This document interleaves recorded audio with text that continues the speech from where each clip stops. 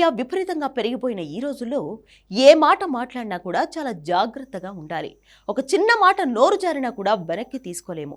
ఆ మాటను పట్టుకుని సోషల్ మీడియా ఓవర్ రేంజ్లో బ్యాటింగ్ చేస్తోంది. తర్వాత తల పట్టుకున్నా లాభం ఉండదు. తాజాగా రష్మిక మందన విషయంలో ఇదే జరిగింది.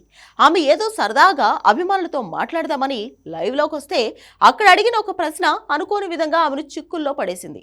కొంతకాలంగా సినిమాలకు చిన్న బ్రేక్ ఇచ్చింది రష్మిక. కుబేరా తర్వాత నెక్స్ట్ సినిమా చేయడానికి కాస్త టైం తీసుకుంటుంది. అలాగని అవకాశాలు రావడం లేదు అని కాదు. చేతి నిండా ఆమెకు ఛాన్సులు ఉన్నాయి. అయినా కూడా కావాలని కొన్ని రోజులు బ్రేక్ తీసుకుంటుంది ఈ ముద్దుగుమ్మ. అలా బ్రేక్ తీసుకున్నప్పుడు అభిమానులతో కూడా కనెక్టివిటీ మిస్ అవుతుంది. అది మిస్ అవ్వకూడదని మధ్య మధ్యలో కొన్నిసార్లు లైవ్లోకి వచ్చి సోషల్ మీడియాలో ఫ్యాన్స్తో ముచ్చటిస్తూ ఉంటుంది.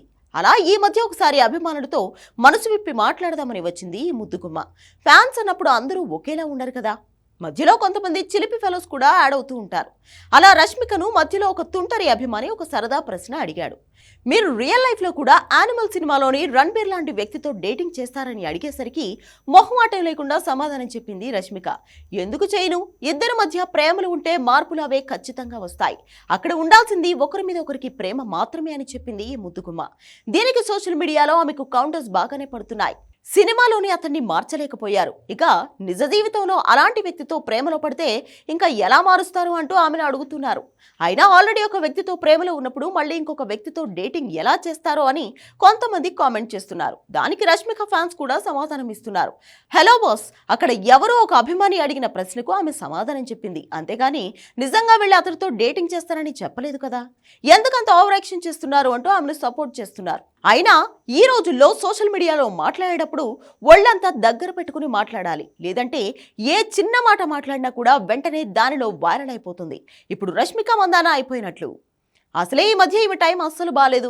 సినిమాల పరంగా కెరియర్ దున్నేస్తున్నా కూడా పర్సనల్ లైఫ్లో మాత్రం కష్టాలు కొని తెచ్చుకుంటుంది రష్మిక. సొంత వాళ్లతో కూడా ఈమెకు సమస్యలు తప్పడం లేదు. ముఖ్యంగా కర్ణాటకలో కొడవ జాతి తెగ వాళ్ళు ఈమెతో గొడవ పడ్డానికి సిద్ధంగా ఉన్నారు.